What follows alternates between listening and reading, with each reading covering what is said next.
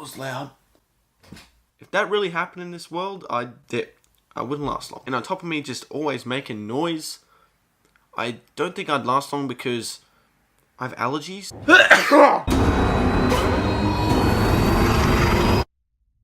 So I recently saw the movie A Quiet Place, directed by John Krasinski, and also stars him as well. And it follows this family that is in this post-apocalyptic world where these creatures hunt you via sound, which makes this movie into this extremely tense experience similar to the movie Don't Breathe.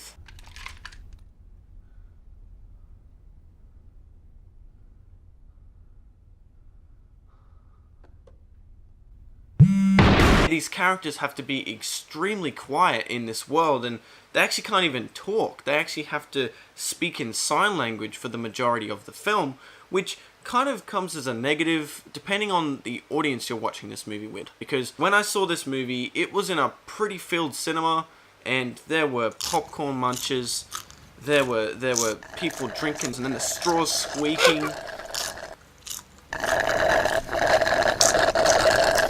So for quite a lot of the film, there was just ongoing noise of that, and it did get annoying, but there were some scenes where everyone just went silent. Especially this scene that you see in the trailer.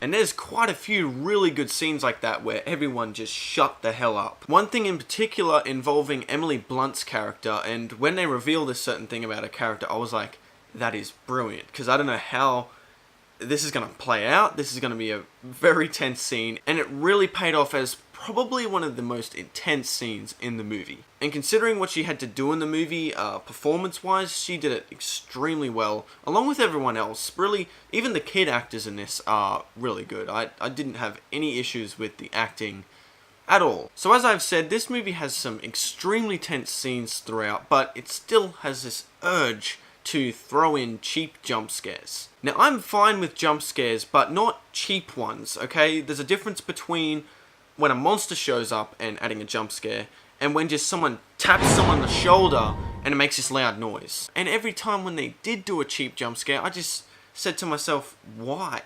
Why do that? Do you think there's not enough scares here? There's not enough tense scenes to make a great movie? Because there's enough tense scenes here to make this good. You don't need these cheap ones.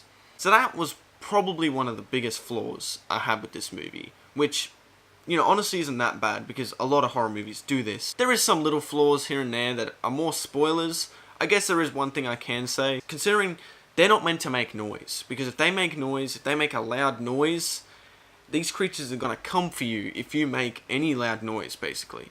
And for some reason, the characters hang pictures on the wall. They hang pictures up, and if that falls, do you know how loud that is?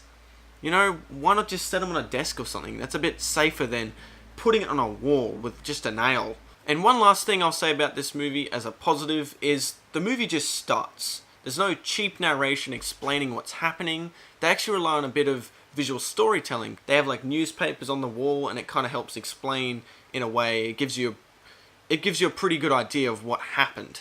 And I really appreciate that they didn't go any more than that. They just did that. That was enough. Overall, I think this movie is still great. It's just I wish they didn't put in those cheap, annoying jump scares, basically. But even saying that, this has still got some extremely tense scenes that really do pay off. So I'm going to give this movie an 8 out of 10. So that is it for my review of A Quiet Place.